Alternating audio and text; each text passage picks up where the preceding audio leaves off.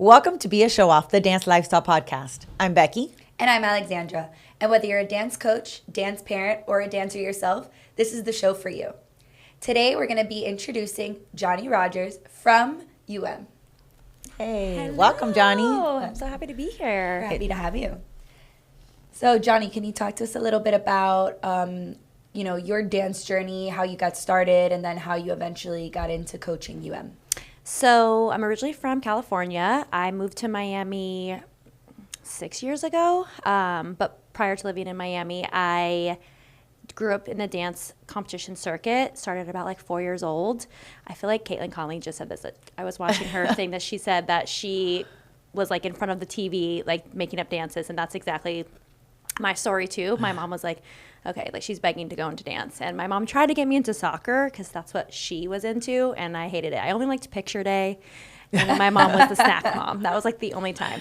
But yeah, did dance competition. And I wanted to move to LA and dance with Britney Spears. Like that was my dream.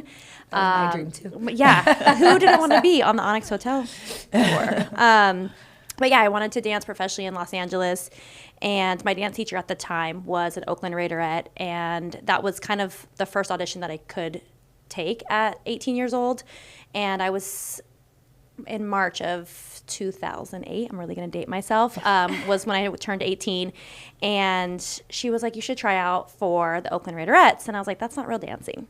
Like, I don't want to do that. Like, I've trained. I've done all these things. I want to dance professionally on a tour or something to that extent. And my mom was like, well, at least like try to audition for something. And if you're not going to make it, like it's not going to happen. So I went and auditioned. I was still in high school and I made it past the first 2 rounds. And I was like, well, now I want to make it because now I'm like hungry for it. And I made the Oakland Raiderettes my first season in 2008. And I was senior in high school, which is kind of crazy. I had to go to practice while everyone was going on their senior trip to Hawaii, and I had to go to practice. I had to miss, the only practice I missed that first year was for graduation. I was like to my coach, she was a very scary but amazing woman, but I was like, I have to miss practice on this Thursday. And she was like, for what? And she was like, I said, because, I have graduation. And she was like, that's how old you are? Like, you're, like college graduation? I was like, high school? Like, I'm a little kid. But I was dancing with, like, women that were in their 30s and even in their 40s that were married, had kids, like, real jobs. And I was working at Justice. So, like, that was my, like, part-time job. And I was with the organization for 5 years, and while I was there, I received Rookie of the Year. I was a 3-time captain, and then I also received Raider of the Year, which is when you get your team votes for you to be recognized at the Pro Bowl. And yeah, I got to represent the team there. And after that, I retired. I took 5 years off, and I was basically done dancing. Like, I was like, I don't want to do that. I didn't want to dance professionally anymore, and I just started coaching at UC Berkeley, and that was kind of like my main focus, and also teaching at the studio that I was at. So that was really all I wanted to do. I just wanted to teach and coach, and I was enjoying that. And then one of my good friends, she went back to the Raiders, and she had this great experience. And one night, am I allowed to talk about wine? Yeah. Okay. I'm like, am I allowed to talk about alcohol? But yeah, so one night we had like a bottle of wine, and she had just done her last season with Raiders. And I was like, it would be so funny if I went back. Like, wouldn't that be funny? And I was not in anywhere, shape, or form ready to do that. And then the next day I was like, I'm going to like really do it. And I got really, really fit. I lost like 30 pounds and got back into it and came back for my 6th season, and it was like the best season that I had ever. And then I wasn't sure if I wanted to come back, and then the opportunity to move to Miami fell into my lap. And at the time, and I guess I'm still, I wasn't married, didn't have any kids, and I was like, why not? I didn't even tell my mom I was going to. It was actually for the other dance team at the University of Miami, the Hurricanettes, with the band. And they had asked me to come and interview for the position. I had no idea. I didn't even know that Sensation existed. I thought they were the only dance team at the time. And I went, didn't tell my mom. I like flew to Miami and had my interview, and then I've been here ever since. So I was with the Hurricanettes for one season, and then COVID hit. And it just wasn't the right fit for me with that dance team. It was just kind of not what I thought it was going to be. It was a great experience, and the girls on the team were amazing. And like I said, COVID hit, and then I was kind of done. I got really close with the dance team coach at the time, Stephanie Moss. And when it was time for her to retire and move on and make her family bigger and stronger, she was like, you should apply for this position. And I was like, I don't know, like, I've been out of it a little bit. And then she was like, you should just apply. And then I've been there ever since. I'm going into my 4th season with the University of Miami, the Sensations, the official dance team. And it's been great. I had no UDA experience prior to working with UM. So that's been like a new experience for me. But the game day aspect is like where I feel strongest at, because I feel like my meat and bones of everything, I guess. I love game day. I love football, and I love just that whole atmosphere, and then also getting to be able to do basketball too. So I kind of get a little bit of all the things that I want coaching this team. I get football, basketball, and the competitive aspect. What's the difference for people who don't know about the Hurricanettes and the Sensations? So the Hurricanettes are the dance line. They dance with the band. They dance at football and a couple basketball games, and they dance to band music, and they do pregame, they do halftime. We do a lot of the same events, and we have similar choreography for certain things, fight songs, for example. So that's kind of what they do during the season. And then for us, we do all men and women's basketball games, all football games, some volleyball. We're under athletics, so we have to be at anything that is athletic representing. And then we also compete at UDA. So our season kind of goes, it never ends, actually. Yeah. I mean, you guys know how it is. We have our auditions usually in April at some point, and then over the summer, the girls are required, especially the rookies, are required they'll get all the material that they need to know for game day, because when we come back in August or end of July, we only have like 3.5 weeks to get ready for our first home football game at Hard Rock Stadium. So it's a pretty quick turnaround, and this year is going to be even crazier because we have 8 home games, and we're used to having 5. So that's 3 more games, and 4 of them are back-to-back. So it's going to be a pretty crazy year. Go Canes. But so we're really busy. Like I said, we start in end of July, and then we go all the way through April. But then the requirements over the summer, the girls really don't have any time off. Yeah. And the expectations. We're a huge Hurricane family here, so we all, Yeah, I know. I've seen you guys in the stands. We're going to have to get field passes for you guys this year. We will make that work. We'll for sure make that happen. Yeah, that'd be awesome. I love going to the games. To me, there's nothing like because you went to UM, no? I didn't go to UM. No, my older sister did, and my husband went to UM. Okay. But I was always a big UM fan. And I just couldn't afford it. Yeah, no, it's crazy, but it's cool because we perform at a NFL stadium, which I don't think a lot of like dance teams or even schools in general have that luxury, but is amazing. It's a little bit far from campus. I think that's like the only thing that I wasn't used to coming from UC Berkeley. The football stadium was on campus, so to travel 40 minutes to go to a game, and you have to be game day is a long time. We're there 5 hours before kickoff. So, I don't think people realize that. Like that it's an all-day thing. Football is crazy. It's it's about a 12-hour day. So can you walk us through what that 12-hour football game day is like? Yeah, so depending on the time of the game, so like let's say we have a 12 p.m. kickoff, we will need to leave campus around 6:30 a.m. and that's like full game day ready. Like we expect both cheer and dance to be fully hair, makeup, sometimes in uniform, depending if we get there and we have an appearance right away. But we get there, it takes about 40-ish minutes to be bused there. So we all meet on campus, bus there. We've had a lot of mishaps in the past with buses where we've broken down on the side of the freeway. So we try to leave earlier because those things happen, or the traffic is really bad to get to Hard Rock, and there's only one way to get to Hard Rock from Coral Gables. We bus there, we put all of our things down. We have to go through security. So that's 60 plus team members plus coaches that are going one by one through security, getting bagged, bag taped, and put all of our stuff down. And then we practice for about 45 minutes, run through our timeout dances, anything that we need to go over. Sometimes it's even just like a walk through the stadium, especially if it's the first game. The rookies have no idea what they're walking into. And then we change, get ready. There's a couple appearances here and there through the stadium with fans. And then we go to Hurricane Walk, which is when we welcome the football players in and the coaches in from the football team, which is really fun because like their families can come and sit behind, or they're not sitting, but they're standing like behind these like barricades, and it's the band is there, the Hurricanettes are there, and it's just like a really fun like school spirit moment, and it kind of just like gets them really excited for game day. But by that point, that's 2 hours before kickoff, and it's usually really hot. Yeah. It's very hot, and it's on black cement, and my girls wear boots, and it's hot. So they look beautiful, and then by the end of it, it looks like they like jumped in a swimming pool.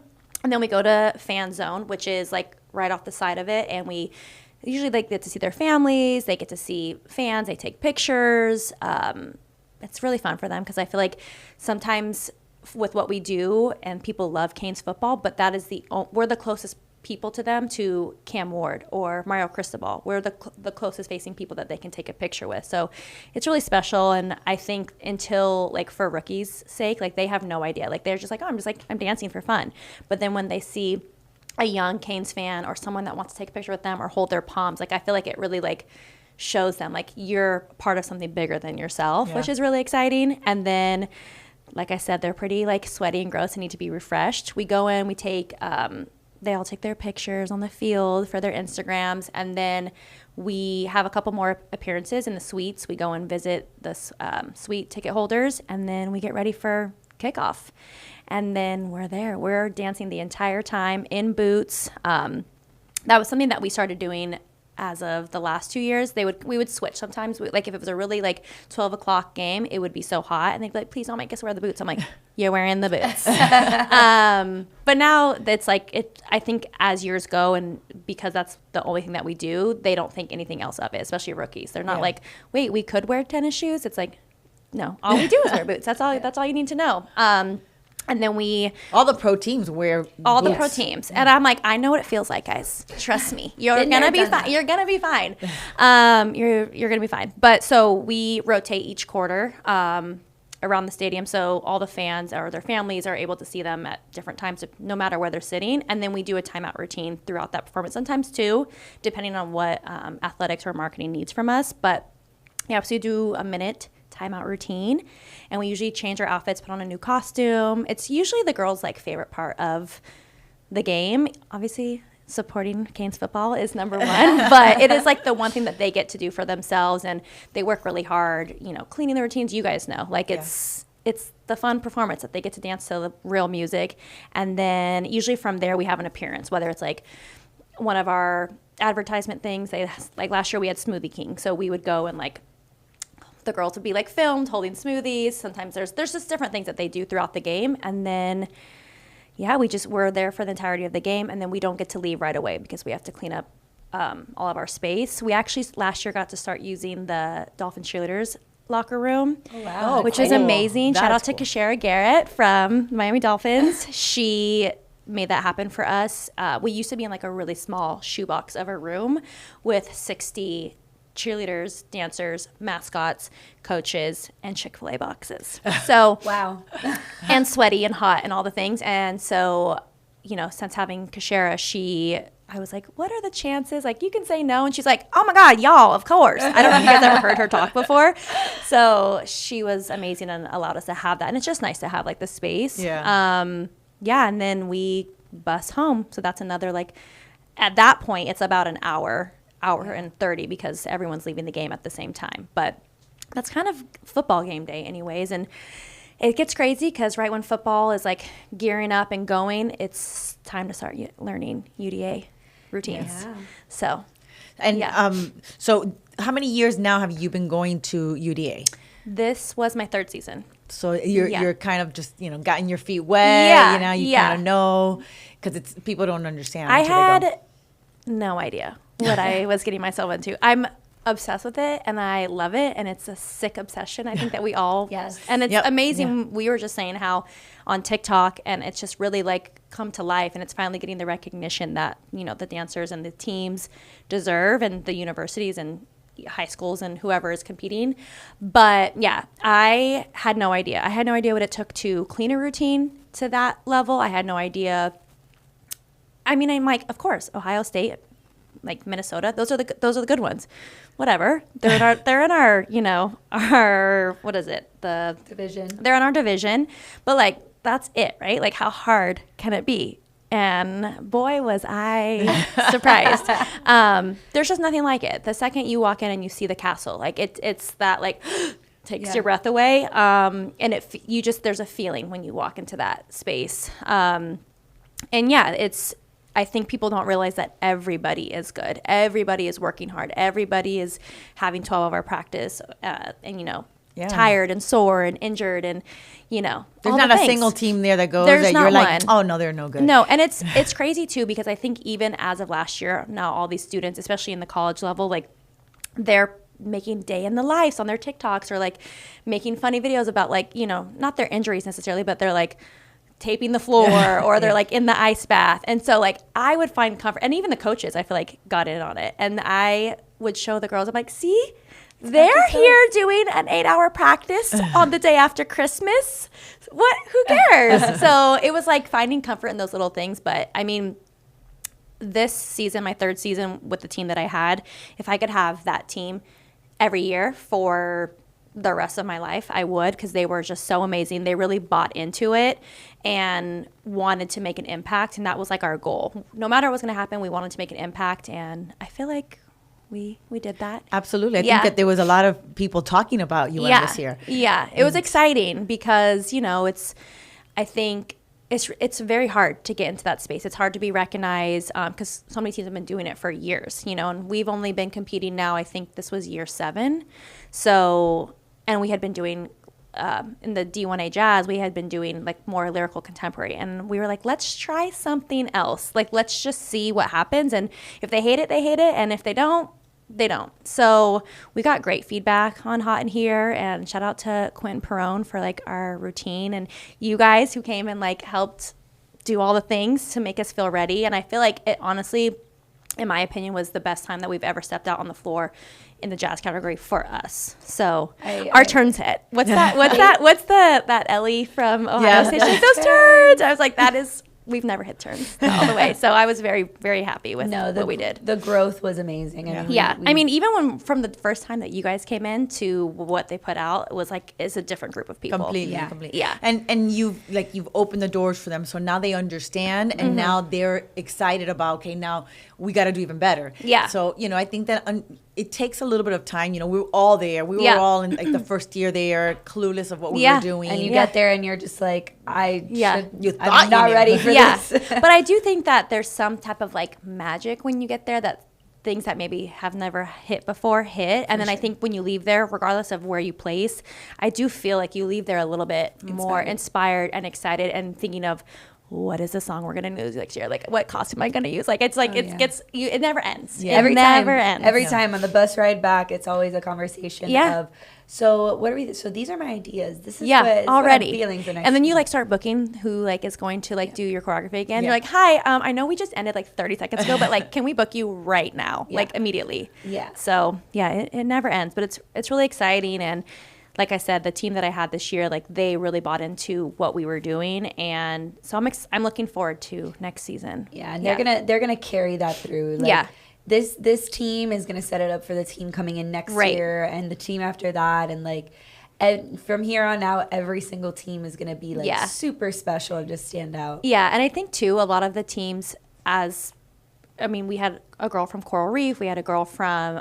St. Brendan. Like, I feel like more and more, especially just like, it's really our only form of recruiting at UM, because we can't recruit like other schools do. So like how well we do at UDA makes a difference of who's interested in coming. Like, oh, I really like that dance. Like, that could be something I want to be a part of. And then they go to our Instagram or our TikTok, whatever it is, and see kind of like what the girls get. But we like never had girls that were on dance team.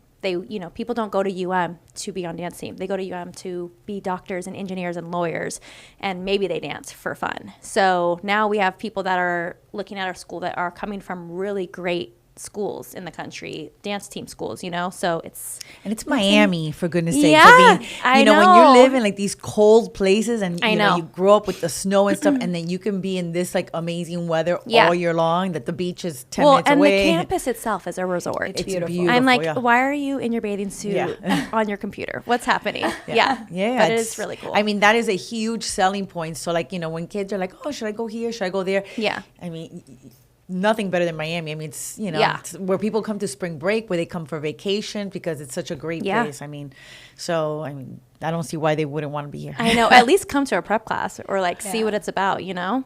But well, that leads me to the next question. So, you know, we've talked with other people about, you know, their recruitment process and what they do, and that's changed a lot throughout the years. So tell us a little bit about what the UM's recruitment process is like. Yeah, so we wouldn't necessarily say that we like recruit, like we're not able to give you a full ride scholarship. We're not able to do anything of that nature, or even like get you through admissions necessarily. But so we do offer at least 3 to 5 prep classes through the season in the fall and the spring.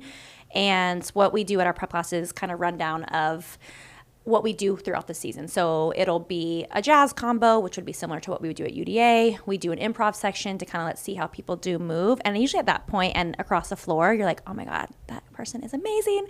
5 leg spin turns. And then, you know, we transition into pom and hip hop, and like people really don't know how to do that style, and it changes things because you're like, okay, 90% of what our team does is perform at athletic, you know, games, football, basketball, with palms in their hand. And you know, you sometimes lose someone that you think is like amazing technician, and then they can't do the other things, and it's like you need to come back and work on these things. They're like, but I have a triple leg float aerial round off back tuck, and I'm like, we never do that in the boots. We're not going to do that. The boots. It's all about the boots. It is. So so prep class, we kind of run down everything, and then we always end with like a Q&A. And it's a really great time for us to kind of go around. Obviously, current dance team members are on there. And because the biggest question is, how are you able to juggle a school and academics at UM while also, you know, giving all this time to dancing for this dance team that does UDA, football, basketball. Sometimes football, basketball, and UDA are happening all at the same time. Yeah, especially during like October, December. And finals and all the things. And that's like a time that I have all the girls one by one tell their majors and what they do outside of dance and school.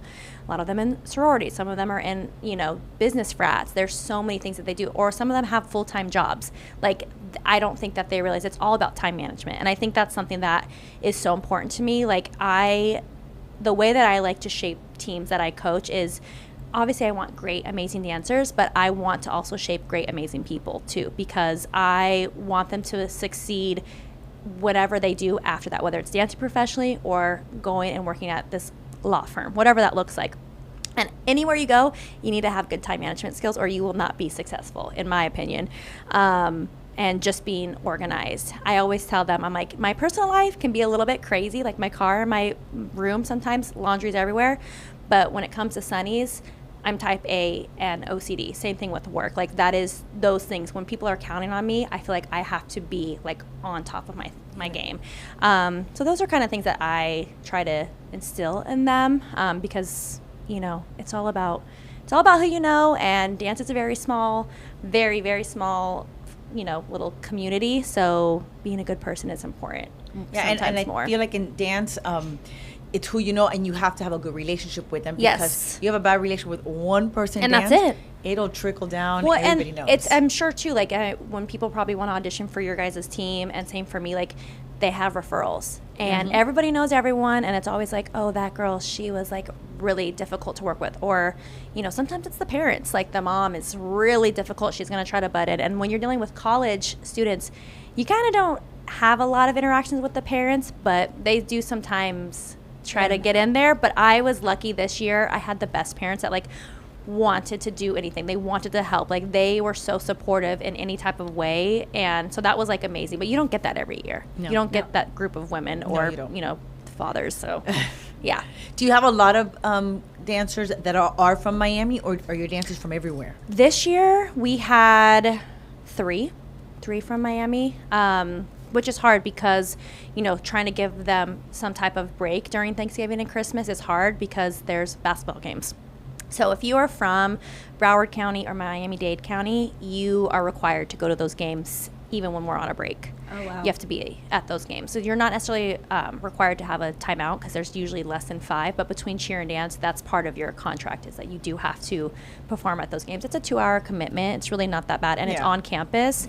But, so not that many. And when during that time, they're not able to stay on campus during those breaks, right? No. Thanksgiving, yes. I think that Thanksgiving is open because some people just don't go home for that. But for Christmas break, it does close. But we have the luxury because we're student athletes or considered that. We are able to allow the girls to stay a little bit longer and come a little bit back earlier because of when nationals is for us. Right. So typically the girls get anywhere from 8 to 12 days off for Christmas when the average student gets, and that's to me, I'm oh my God, that's way too much time. Yeah. I see everybody back practicing.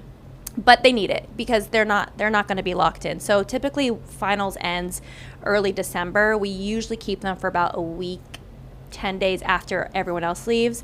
And then they have time to go home for about, 8 to 12 days. And then we're back because nationals is 3 weeks away. And this year and last year, or this past UDA and the one coming up, it's the same week that school starts for us. Yeah. And that really cuts into the 10-hour practice time because now they have to go to class. So it's kind of working around that and figuring out how to navigate that. So that was new for us this year, but, we made it work. Yeah, college nationals is so early. I mean, come back from the break and it's right there. Yeah. So normally we have 2 weeks and then it's that whatever the Sunday that finals falls on for UDA, that Monday is usually Martin Luther King Day that they have off. Mm-hmm. And so they have that day off to kind of recoup and then class starts on Tuesday. That was not the case this year. It was like a whole week earlier. So do they get excused from school when they have to when they go for nationals and stuff like that? Yeah. So for nationals, if there's a football game, if there is any form of travel that is of their sport, but no practices, it's none of that. So your practices are around their schedule. Yeah. So when that week of school, it's very hard to make an Excel sheet of everyone's time and who's doing what. So you end up just only being able to do your normal practice time, which for us is 7 to 10:30.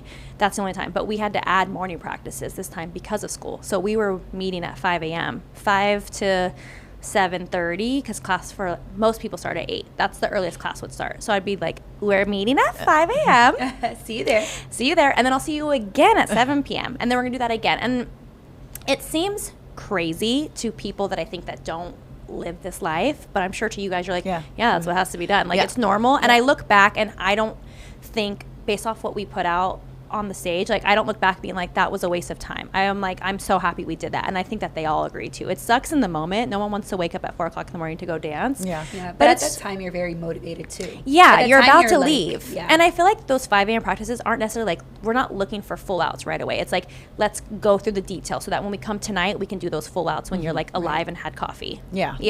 And those are things that you learn throughout your years of coaching. That's a try, succeed, not succeed, we're going to try something different. And I think that's what you do as, you've been doing it for years because, you see what works for your team. And then now you're okay, well, next year, now I know what we have to do because it worked. Exactly. Yeah. There's no watering it down. Even though, I think sometimes it's hard to see the bigger picture, especially for rookies who have no idea, or even maybe your seniors who haven't made it to that next round or place what they thought they would after all that work. So it's hard to get them, or thinking you're going to be able to get them in that mindset again. Well, we did all that work to not place as good as we thought we were going to. And then you kind of forget about that once it comes time to getting down to it, because you're just I love the routine, I love the costume, I believe in us. There's no other way. So. And sometimes it's not about the winning. I mean, we've talked about that before. It's, be memorable. Yeah. You put on something that people talk about and people are going to remember. Exactly. So, there's 50 routines. Out of those 50 routines, 25 of them, you have no idea what they did. Yeah, but for sure. You put on a routine that people are oh my gosh, I remember what UM did. And that's kind of, it doesn't make up for not winning, but it's still, it's and reason to do exactly, for sure. And I feel there was some cool people that recognized us, some girls from Dance Moms, Kaylani and Kendall both talked about our dances, and we were oh my god, at UDA, yeah, at UDA. Like, we're like, yeah. So it was, you know, to me, that was like enough. And I think in the moment when you find out you don't advance to whatever round it is, you're kind of like, oh, like, it's like, what do we do? Well, now we got to do hip hop tomorrow, but we have to erase how we feel right now because we have to start over basically. But I think because we had the traction that we did with the routines, I feel like that erased any feeling of like how the girls were feeling in that moment. Well, and I think too that for you as a coach, it should be comforting that you've already made your mark. Yeah. Because I feel like that's the beginning of the success. Yeah. Like that's the first step. Yeah. Now it's going to be every year you're going to do better and better because first of all, you're going to be more motivated to want to continue impressing people. And then on top of that, you're also, now you understand what's working, what doesn't. Yeah. So it's just the beginning of the, like, big success. And I think too, like, new relationship that you meet throughout the time. Like, obviously, like, now I have a relationship with you guys, and like, you guys came in and did that.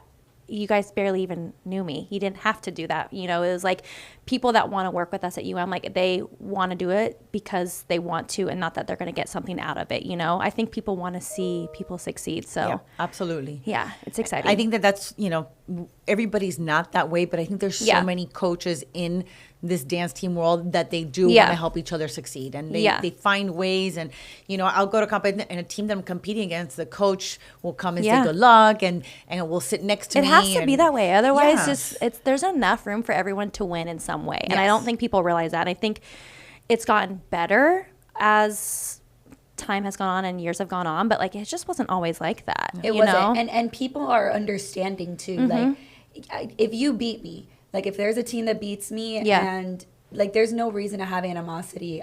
We put so much work. I can only imagine how much work you put into exactly. It's a respect. Exactly. Like, we all work towards the same goal. We can't all win every year. Yeah. You know, at the end of the day, everybody put in so much hard work. We just have to. Well, and I think for you guys, like, there's so many schools and divisions, and it's I give it up to you guys because I'm like that, and it's longer almost. Like, I feel like you guys are like Thursday to Monday. Yeah. Like, it's crazy. We get there Wednesday. I get there Wednesday too. Yeah. And it's like, it's nonstop. Yeah. When you get there. It's, you don't have a breathing moment. Rent the studio there all day. The practices. Have practice mat. I mean, what we have that I feel like college doesn't, is that we have the opportunity to get on stage more and compete more with, like, just outside the same routine of nationals and get feedback too. Yeah, we get feedback throughout the year. I know for college it's a lot harder because you guys don't have any sort of like regionals. Yeah. So we at least get feedback. It's exhausting, but we're able to put our kids on stage more often than you are. Yeah. Yeah, I feel like that's always, like, people don't understand, especially like outside people. They're like, oh, like, so that was your first one. When's your next one? I was like, that is it. That's it. They're like, so you did all that work for 2 minutes to do it one time. Yeah. And I'm like, yeah, in hopes to do it more than once, but like, that's it. And they're like, so now what? I'm like, get on the bus and think about what you're going to do next year. Start all over again. Yeah, literally. It is. It's an incredible amount of time that you put in for 2 minutes. Yeah. And I mean, in no moment do I ever regret it. No. I'm always like, oh, I need to do more. I need more time. But it's, you know, it's so exciting. And being there, and I mean, until you don't experience it, until you don't live it, you don't understand it. You have no idea. No. You could, and I think even when it comes to like the choreography aspect, like, I am super comfortable choreographing, obviously, timeouts for UM and, you know, NFL and NBA teams and dance competition. But this, I would never. No. That is for a very special brain. Yeah. It's not me. Like, I think I would have too much anxiety that it wouldn't be good enough. Like, I would put too much pressure on myself. And I think that happens to people sometimes because they're like, especially if they did really well, and then the next year it's like, how do I top this, you know? Yeah. Well, I think too that coaches that choreograph a lot for their own teams, I put a lot of respect to them because, I mean, we've talked about it, how coaches normally start off by choreographing their own routines.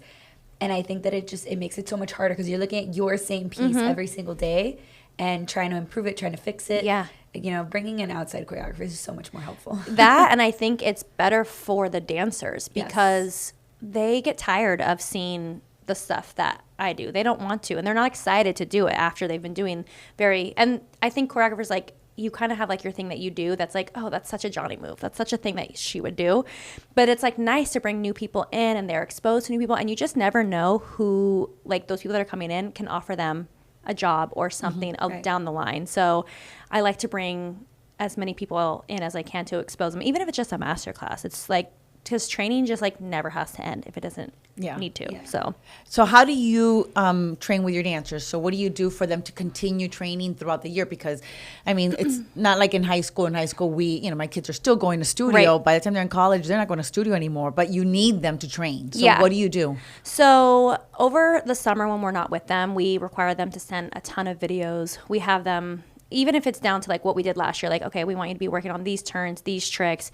They have to send videos once a week, vets and rookies, of, what there working on. And sometimes I see things on TikTok. I'm like, and I know someone that can do it. I'm like, Ari, I need you to learn this like double raise 540 thing. And I need you to figure that out. But once we come back, there's a lot of training. And it's not just technique training, it's stamina training. Like they are required to run, it starts a little bit slow from a mile, then we work it up to 2 miles throughout the season. So before practice, every time they have to do that. We have a technique teacher, Miss Nicole DeCardenas. She comes in on Tuesdays, every Tuesday, and trains them technique wise. And also my new assistant this year, Katie Wilson, who was on the Heat. So she used to be my choreo. She is my new assistant this year. We haven't announced it yet, but hi. My former assistant, Cameron Cruz, she's amazing. She's just going on to pursue her dance dream, so we're very excited for her. But and so now with Katie coming in, we're planning to do another, probably every day that she's there, and ending our practice with that. The girls really loved it. The year before, we started doing ballet on Saturdays, and it was really hard to get them to want to come to ballet at 8 a.m. on Saturday, because that was the only time that worked for everyone's schedule plus the teacher. So, technique now is going to be at every practice that we have, which is 3 days a week. And then when it comes to tricks, that's also implemented in, sometimes Nicole does that, sometimes Katie does that. We'll do across the floor as much as we can. But it's hard with the college level. It is hard because they're not, I think when you get your rookies who are freshmen, they're fresh 18, they just left Car Nationals. They're fresh, ready to go. But then you have your seniors who are like, the only dance training they're really getting is if I'm providing it for them and they're working and going to the studio. So it is, I have to bring in outside help to do that. So that's where I go back and bringing in new choreographers or technique teachers, just because that's the only way that we're going to stay current and elevate, because technique never goes out of style. No. And it's really hard to fake. And it's hard because Miami doesn't, and I don't know other places, but Miami doesn't have anywhere that you could just take technique classes for adults. And when we're saying adults, we're talking college, because they're not really adults, but they are. Yeah. And even like that 18 to like 30 mark, like there's nowhere for people even kind of training for these pro teams for, there's prep classes that kind of work on the style, whatever you're auditioning for, but there's not, like you said, there's not something that's like, we're going to go across the floor and you're going to do tombe pas de bourrée and do all the things. And it's like, sometimes like they need the basics. Mm-hmm. Yeah. They really do. Yeah. So I wish that a studio, if anybody's watching, let us know. It's not going to be me. I really do not enjoy teaching technique. So I don't, I still teach competition level at the studio at Starlight in Miami Springs, and I go in, I do choreo, and that's it for me. Like I am just at a point, I feel like I've been doing this so long that I'm like, I don't want to teach it across the floor unless I absolutely have to. I want to come, set my choreo, and then if it's a lot of work. When you're doing across the floor, you're teaching a class, you're doing it over and over again. And make sure the music is going with the right thing. I'm like, you guys. I had to do that these last 2 days. And I saw. It was like an hour and a half each class, and I would come home, I'm like, it's draining. I'm exhausted. It's draining. It really is. I haven't done that in like years. And because the kids these days, especially, not so much college, I feel, but like when you're like doing competitive studio work, the kids will call you out. They're like, well, last time you did it on the left. Yeah. And is that what you want? And you're like, yep, it is. Just figure it out. Figure it out. Yeah. You know what I meant. Yeah. You know what I meant. Correct. Yeah. No, it's a lot on your body, and the older you get, it's, doing tombe pas de bourrée across the floor 15 times. Yeah. Your calves are on fire. Yeah. So. I did like 10 releves yesterday. My calves are like this. No. And it's not like riding a bike. It really is not. So, yeah. No. Yeah. Let's sit down in the chair and watch. Okay, you go ahead. Yeah. Next. Yes. Yeah. And I like to do like master classes, pop-up classes. Like I enjoy doing that, coming and teaching a combo. Like that is, I could do that every day. Like that is what I love, but that's like where it is. Or like coming if I'm setting a choreographer or something like that. But other than that, I don't want to teach technique to any age. at all. Like when people ask me to do privates, I'm like, no. I can't teach you to do a double pirouette right now. I simply cannot. I think my favorite thing is consulting for teams, like how we did with you. I think it's like my favorite thing to do. No, it's nice too, because I feel like when you guys came in, more like 50% of what you guys said and did, they had heard myself and Cam tell them that. And then you come in, you're like, I think that it should be on this. And like, wow, my God, it should be on that. And me and Cam were like in the back, like, we said that to you. We said that to you. But it's like sometimes you need people to come in because the light bulb doesn't go off until, and you know, they're frustrated with us or they're tired of seeing us. They don't listen to you anymore. Yeah, they're done. There comes a point in your conversation where they're just like, the sounds of love from Coral Reef is here. Like, we'll do anything. Is she coming back? When are they coming back? Are they coming back? And I'm like, of course they're coming back, guys. Focus. Don't let it go out the door. What everything they just told you to do. Don't forget it. So it was so much fun. It was. I really enjoyed it. I had a good time with them, and they were like so receptive, which is so nice when you come in and you come to help and you see that the kids really want the help and they really absorb it. And the next time we would come, we could see like the progress. Working on it. Well, and I think too, like they respect what you two do and what your teams have done. So I think that makes a big deal. They're like, okay, well, like we should probably listen to them because they're doing whatever they're doing is working, and so like we want it to work for us. So I think that comes like a lot with it too. They had so much respect for you, and obviously we had Mia on the team, and she'd be like, you guys, we have to be like this, and we have to be ready. And like she would just like work herself up, and she'd be there, and she just would be like her normal self. I'm like, you like got yourself worked up for nothing. She's like, no, I have to do a good job for her. She's so cute. Silly. She's the cutest thing. We love her. So let's talk now a little bit about the pro side of what you've done. So you dance pro, and you told us about that. And now you kind of help with those classes and prep classes. Yeah. So what do you recommend to these college dancers who are looking at doing, pro dance team? So if you're looking to dance professionally, NFL, NBA, there's even like hockey teams now. You need to get your butt into class. You need to take as many classes, no matter if that's the team that you're looking to be a part of or not. Like there's so many resources out there. Even now, like I think that people are like, well, I can't afford to like go X, Y, and Z, or I can't pay for the class every week. You know what you can do? Screen record the video of whatever teacher posted their class, learn it, because you couldn't make it that time or you had work or whatever it is. Getting into class, I think retaining information is so important, because sometimes these auditions, you go in and they teach you a 30-second choreography combo, and then you're expected to do it right then and there. So if you're not good at picking up choreography quickly and doing it in that style, like it's going to be very difficult for you. And I think putting yourself in front of the coaches, putting yourself in front of current team members or judges that are at their prep classes or the judges that are teaching their prep classes is so important.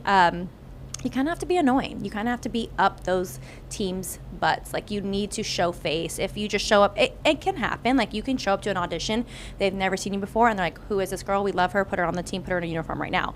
But that's not always the case. They want to see people buying into what they're selling. Yeah. So do you think that if they haven't done college dance team, do you think that they still have chances of getting into the pro? 100%. I did not go to college. I did 2 years at a junior college, and I knew that just like wasn't what I wanted to do. And my mom was like, oh no, this is not good. This is not good. I was like, I want to dance, Mom. Like, leave me alone. It's worked out for me. I'm not saying that's the right path for everyone, but it has worked out for me. But yeah, I don't think that you need to be on a college dance team. I think that the requirements on a college dance team sometimes are a little bit more intense than what pro teams, because again, like I always keep talking about the boots, right? But a lot of these teams dance in boots. You're maybe going to do a double pirouette on the field. Maybe, probably not, because even if you are the best turner, you never know what floor you're working at, and so you're going to fall out of the double pirouette. I always say make sure flexibility is going to be important, because most teams do jump kicks or any type of kick routine in their timeout dances, whatever they do. But flexibility, have a double pirouette, and really clean up your social media. That's important. I'm glad you said that. They're not looking. Yeah, they're not looking. Yes, hello. We're looking for great dancers, but these teams are looking for ambassadors for their organization. It's so much more than dancing. They send you out on appearances. They send you out to work with all walks of life, fans, kids. Sometimes you're in hospitals. So they need to know that you're representing them. Because again, like I mentioned before, you might be the closest person to their favorite NFL player or coach. So you're the only time they're going to be with someone in the organization is meeting you, a dance team member. So social media, I think being able to speak well is really important. I think being personable is really important, putting yourself out there. I think how perception is reality, so how you present yourself, whether that's your social media or how you show up to something, is really, really important to these teams. How you interact with people is very, very important. The second you walk into a judge or an audition, the judges are watching your interaction with the people around you. If I see a girl or a dancer kind of just off to the side, not really interacting, seems almost too good because they're on their phone, they're not trying to make friends, like, I'm going to worry, is she going to be a good team member on this team, or does she only care about herself? I understand an audition process, it's really hard to like mentally not be selfish a little bit, but at some point we need to see your personality. We need to see that you want to make friends, because it's a team. It's not a solo. And I think people forget that when they go into a dance team. Like, you're coming or wanting to be on a team where everyone is the best from wherever they came from. That's how it becomes a team that is cohesive. And it's not about being the soloist. It's about almost, I hate the word blend because I feel like that just seems so bland and generic, but like everyone has to look the same. Everyone has to be at the same level. So yeah, I would say train, get with privates, whoever is teaching classes for that specific team that you want to be on, like DM them, DM the girls. Like, I think 9 times out of 10, like, they want to help you. Like, I think people also don't come prepared to auditions for NFL teams or NBA teams. They show up in a bikini and some leggings, and then you get there and you see the girls in like their 2-piece rhinestone outfits and their hair's down, and like you came in your bikini and leggings and you're in a ponytail, and it's like, did you do any research? Yeah. You need to research the team also. I think it's important that you know the history of the team, that you know the players, you know who the owner is. Like, those are things that people don't realize are important. They have no idea. I always, when people ask me, like, what should I know? I give them, like, I have a cheat sheet of, like, questions that you should know about any organization. Like, not the answers, but I'm like, you should know the head coach. Who is the manager? When was the last time you guys went to Super Bowl? When was the last time you won a Super Bowl? You know, what division are you in? There's a lot of things that go into it. And some teams, I think, play into knowing more about the history of the team than others. Like, if you're going to Cowboys, that's like a whole part of their audition process. There's other teams that maybe don't care as much about it because maybe they're a little bit less front-facing office. But I think that knowing that, because those are questions they will ask you in the interview process, because I don't think people realize when you're on a team, you spend more time with these people than you spend time with your family. So we all have to enjoy each other to a certain extent, and we want you to know that you have bought into whatever the team is, and that you know, so that, again, when you go onto an appearance, if someone goes, oh, so like, what'd you think about the game last week? And you're like, did we win? I don't know. Like, you do have to have knowledge about what, and you should know about the sport. You should know, like, you know, football, you should know the basic, you know, football terms. Yeah. You should know basketball. Like, someone who goes for, you know, to try out for these teams that doesn't even know what, you know, what a touchdown is. No. And I will say, in the college level, it's hard when I get my, you know, my little baby freshmen that come in. They really don't know a lot about football, but we, during our boot camp, kind of go through. And we even sometimes have a football coach from UM come in and kind of give the girls a basic rundown. And I think that is so important. I think a lot of teams do that. Like, they'll give you a rundown of like kind of what is, but once you're on the team, and that's not always a luxury. You kind of need to know what's going on. Yeah, I mean, you don't want the girls like cheering and the other team is the one that scored. You're like, palms down, palms down, palms down. Yeah, no, and it happens too. It's just, you do have to familiarize yourself with the sport that you're planning to be a part of. So how would you describe the culture of your team? So, you know, we're obviously dealing with all walks of life. People from Miami, people from out of state. I have girls from California, all over the map. But like I mentioned before, we spend more time with each other than we spend with our families. I always tell them to that. So we really try to implement a lot of bonding experiences with each other, whether that's going to dinner together, whether it's circling up and we do like team icebreaker type things. These girls, you would think that they don't want to spend time with each other. Like, the second they leave practice, they are like, okay, bye, see you later. No, they are up each other's butts. They are going out to eat. They're in the same sororities. They're going and doing all things together. So I really don't have to try too hard to get them to be close, because they're the only ones on campus at the beginning. So they don't have any other interaction besides with each other. But I don't have a problem with like forming any type of culture like with them in terms of like any negativity. Like obviously there's moments when times get hard, especially during UDA, and you're like, okay, we're gonna circle up and we're all gonna tell each other something nice about the person next to us. Like that just has to happen sometimes and bring us back down to reality. But you know, hard work, dedication, and being like adaptable is something that I feel like my team is great at, because we just never know, especially with UM. Like we could find out that we have to be in appearance that day. So I feel like everyone just like wants the best for everyone on the team and wants to work hard. And I think generally like they all are like best friends, like to a certain extent. It's hard. You're dealing with 21 plus women. Yeah. It's not. Girls are not easy. No, I was on a team with 40 women, and it's impossible to be close with everyone. But I think because of what we do, and like there is an end goal with UDA, that like if you're not on each other's side, it's just simply not going to work. So I've gotten really lucky the last 3 seasons that like I really don't have to have like these like team conversations throughout, and everyone like wants to be there and enjoys each other's company for the most part. I think that's one of the most beautiful things about dance team that the outside people don't see. Yeah. That these girls create really their own family with these other dancers. Yeah. And I always tell them, I go, you know, when things maybe like are a little bit off or they're starting to get a little cranky with each other, you'll never dance with this team again. This team will not be the same team next year. And I feel like when you tell them that, they're like, oh wait. I'm like, the person next to you may not be here next year. That person next to you is graduating. Like, it will never be this. So take it all in. And it's so special. And there's so many people that would do anything to be in your position. So always remember, like, your eagerness to be on this team when you wanted to be here. Because I think towards the end of the season, you're like, you know, you always have someone that's like, I'm not coming back. The second UDA hits, they're like, I'm not coming back. It's too much work. I don't want to do it.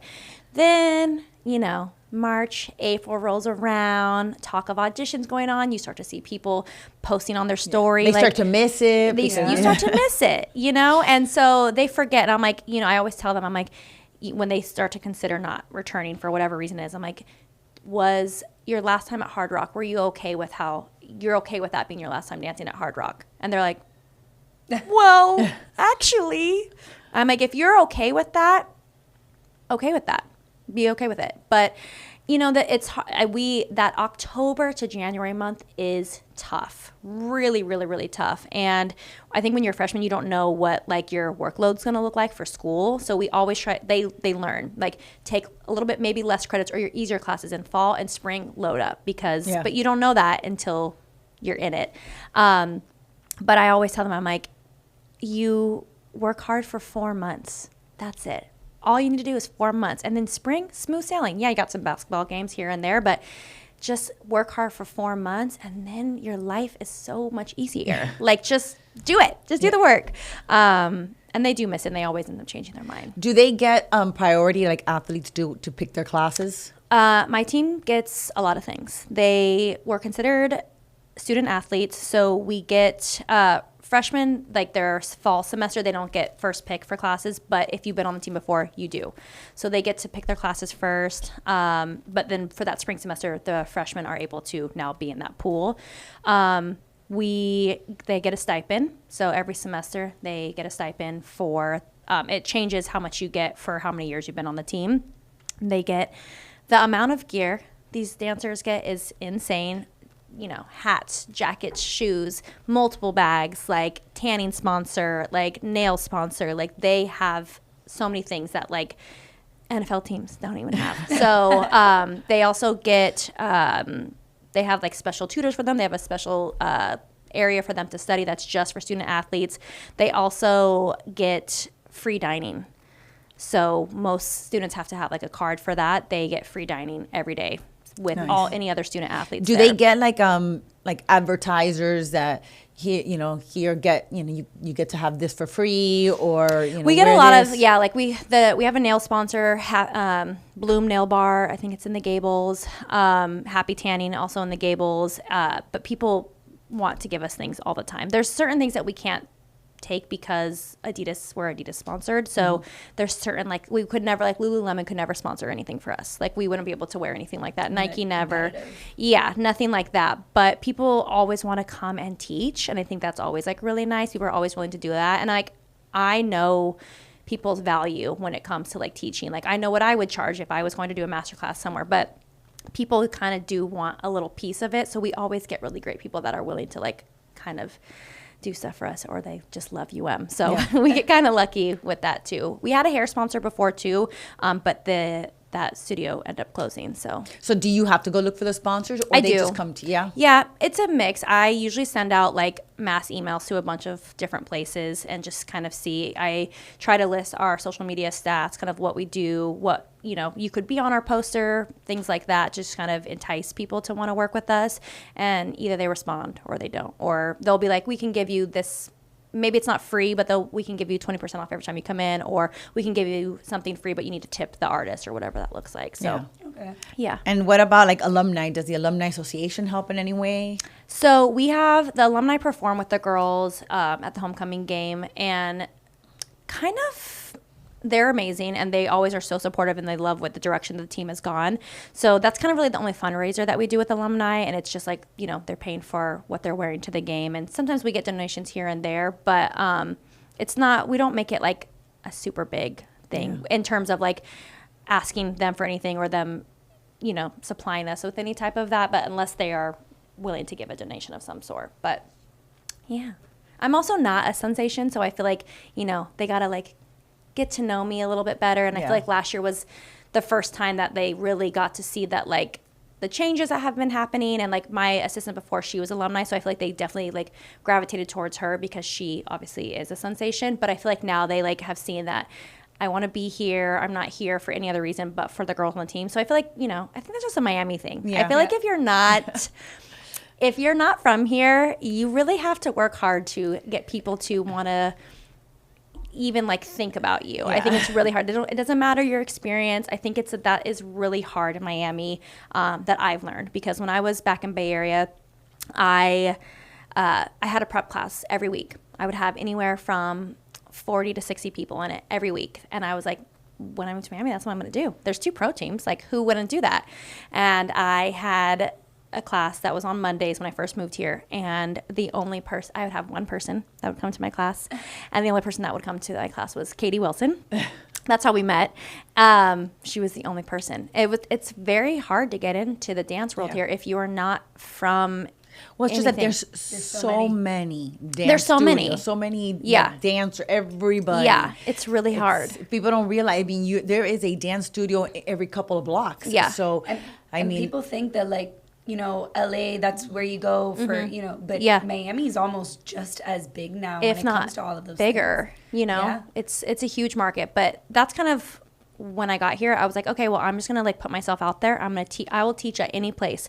I will go anywhere. And I think obviously working at UM helped me a lot to meet more people and have people kind of maybe take me seriously a little bit more, just because they're like, oh, well, she's at UM, so let's see. And then I feel like, but you still have to like represent yourself. You can't just like be there and like expect people to like you or want to work with you. So my tactic is just to be really annoying and up people's butts to like get them to like want to work with me, even if it's not necessarily me working with them, you know, like I reach out to you guys. I'm like, would you guys want to come? Like, I know you don't know me or anything about me, but like, would you want to come? And it's just like, that's kind of how you have to do it. Well, you have a very sweet personality, so you're very bubbly. Thanks. You know, everybody's not like that, especially in Miami. No, You know, Miami people are not like that very friendly right off the bat. So you know, it's nice. It's definitely different. Well, and that too, like I feel like I have a really good reputation in NFL and NBA world because that's all I've done, and like dance competition world. But like college or like high school dance teams, that was not. So now it's like immersing myself in like doing Tribe and like Prodigy, and I've met so many like great people that way too. So it's like, you know, it's like kind of starting over every time. Yeah, so, but that's a great. I mean, both Prodigy and Tribe are great resources for you for recruiting and. We'll be at the Miami one this year. Yay. We're trying to go to, is it in Texas or Nashville? The one in May. That's in Dallas. Dallas, yeah. Yeah, we're trying to make that one work. It's just, you know, scheduling. But yeah. We'll be there. Carson has been like so great.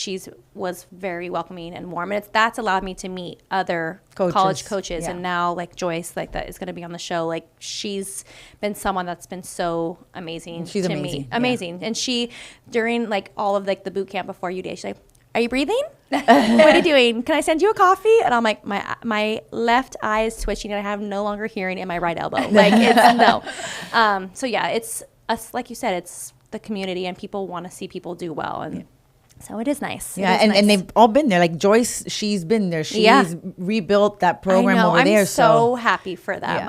Oh God, that was amazing. I literally cried when they announced them. And it's nice. It's nice to see other people succeed sometimes, you know? And I think there's so many teams that are like excited for those teams that are doing well. It's like, oh, well, maybe like we're so used to getting, you know, top 5 and like we didn't make it this year, but our friend Joyce, who's been working so hard with the team, did, and you're like, oh, I'm so happy for you. Like it's first to them. Yeah. I remember telling Joyce this a few weeks before, maybe the week before we went to college nationals. Yeah. And I remember telling her, I was like, I feel like it's the year of the underdogs. I just have a feeling. Yeah.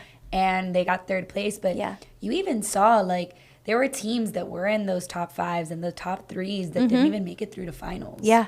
So it was a really tough year this year. It was. It really was. So you guys should be proud of yourselves even where you ended up because you ended up almost up to par with some of these teams that were in top 5 the year before. Yeah. No, I am. I look back and I'm like, I don't look back and think, oh God, I wish we'd have done that. I wish whatever. I'm like, no, that's what it was. And it was a learning experience. Yeah. Yeah. It really is. And we've said it too, that not everybody's willing to be part of the process. Yeah.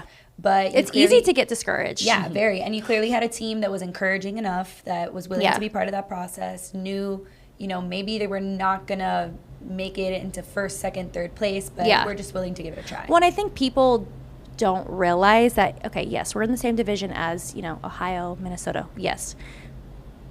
That's not my competition right now. My competition is the people that are fighting to get to the next day of semis or finals. Like that is my competition. Those top teams trying to figure it out. Like it's really that I think that helps a little bit like my mind because it's like I couldn't imagine being those 2 teams that like are always flip-flopping 1st, 2nd. I'm like, oh, that pressure I'm definitely not ready for. But so that I think that is like kind of like where I keep my mind at. Like, you know, we just need to compete with ourselves and what our score was last year, you know? I know my first years going to UDA, that was my, focus was we wanted to make it to finals. We wanted to do better than the year before. Like, as long as I did better than the year before, that made me happy. Yeah. Next year, okay, we got to come back and do better. Come back and do better. And you get to the point that you're finally like, okay, I've arrived. I'm here. Yeah. But there is They posted us on the Instagram story. I was like, we made it! Like that.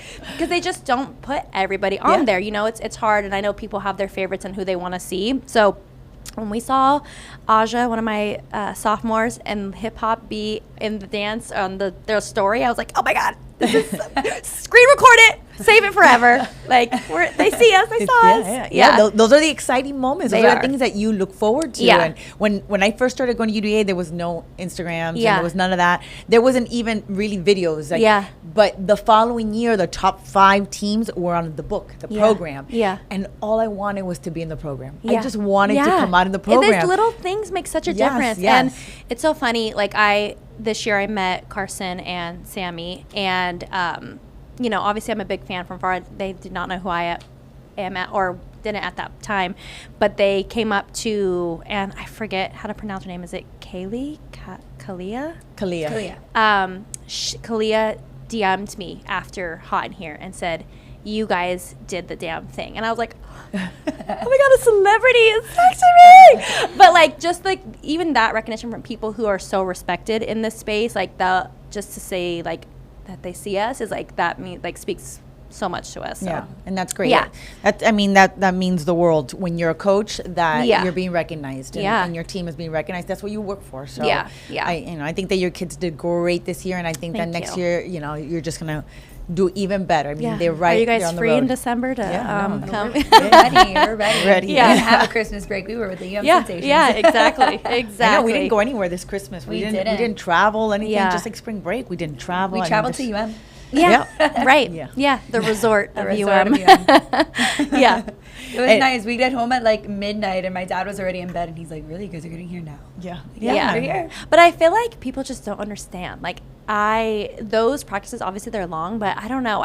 They feel so much shorter than a regular practice. Yeah. Like a regular, like once UDA is over and we have to have practice for basketball, I'm like, it's 7 o'clock, and I'm like, look at the clock. I'm like, it's been 24 minutes. Like, what are we working on? Like, how does this feel like forever? But a 10-hour, 12-hour practice feels like Nothing. Like 2 hours. Yeah.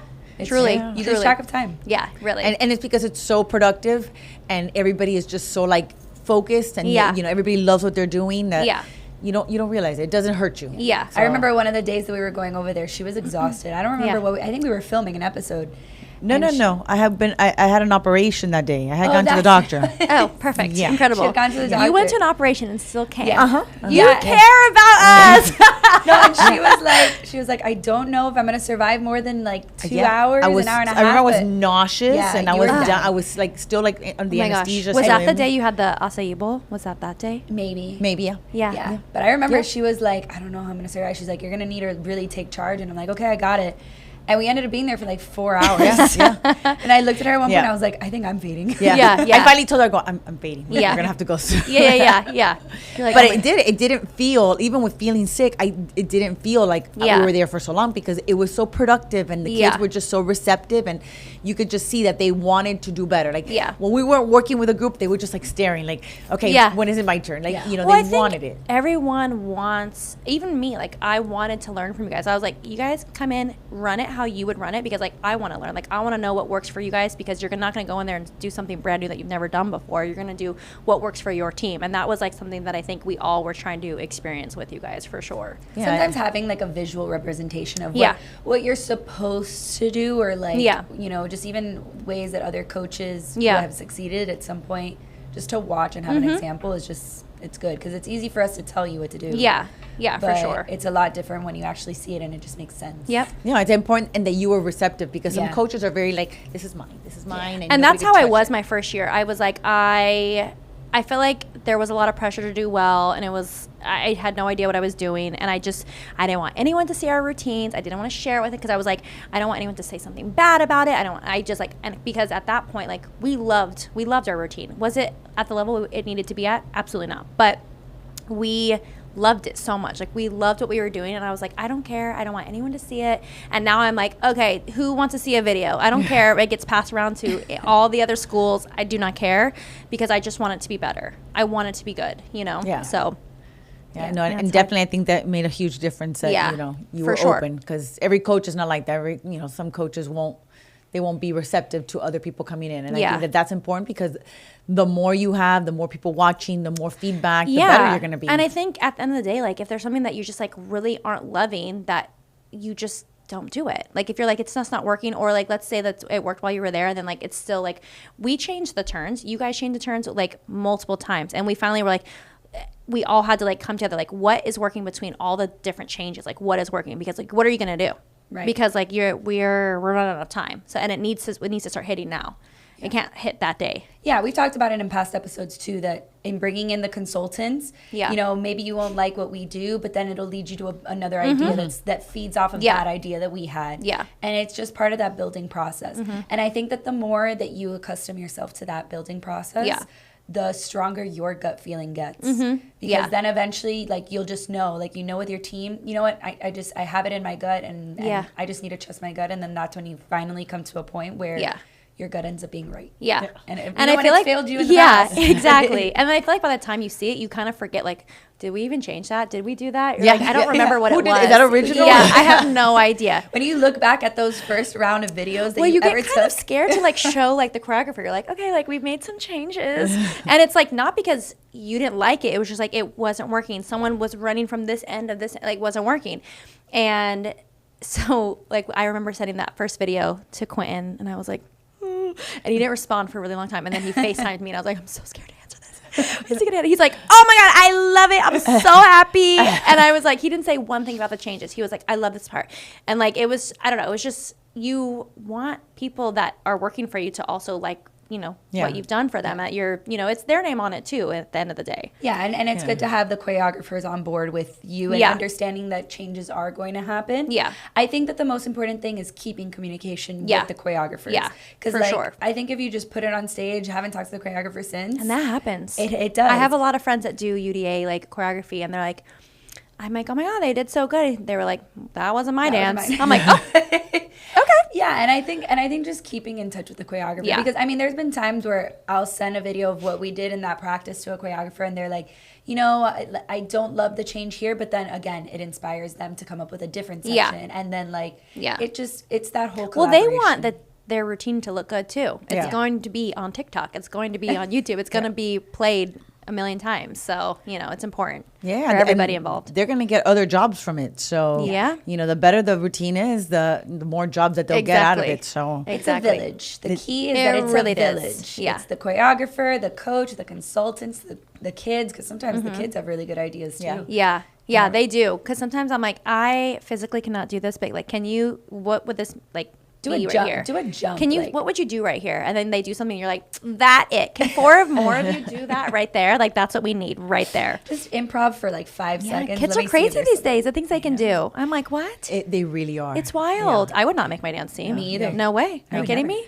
No, I have all my alumni like from years ago. They're like, "What is that shit?" My best dancers. They're like, "Never in a million years would I make it now." Yeah, no, so it's crazy. You just gotta keep Which up. is nice. It's like that's like the point, is to continue to elevate and make people proud. Like, you know, alumni or past coaches or, you know, anyone that was involved with the program before. I think that part is like so special. Like to hear when alumni come into the game and they're like, "Oh my God, like you, like they look so good. Like I'm so happy for them." I'm so, like, thank you. It's a nice feeling for sure. Well, and it's nice to say like I was a part of that team. Yeah. Look how good they are. I was a part of that. Yeah. I think not good now, but one of our dancers, they, you know, were not sure if they like wanted to dance in college. They weren't sure because, you know, they came from an amazing school and they were like, I'm going to go from winning white jackets to maybe not even making finals.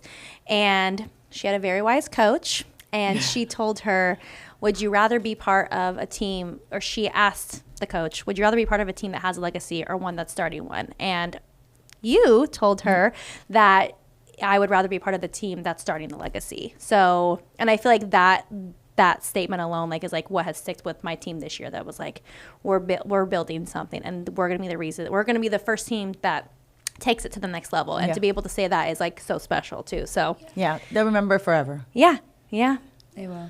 Well, thank you for being with us here today. Thanks, it was guys. awesome having you. Oh we learned my God, a lot. I would do it a million times over. We'll have you back for sure. Yeah, definitely. Thank you guys. Thank you once again for joining us today here with Jonni from the University of Miami. And if you like what you heard, make sure that you subscribe to our YouTube page. And if you have any questions or feedback for us, make sure to click on our link tree and fill out our Google form. Thank you. Bye. Bye. See you later.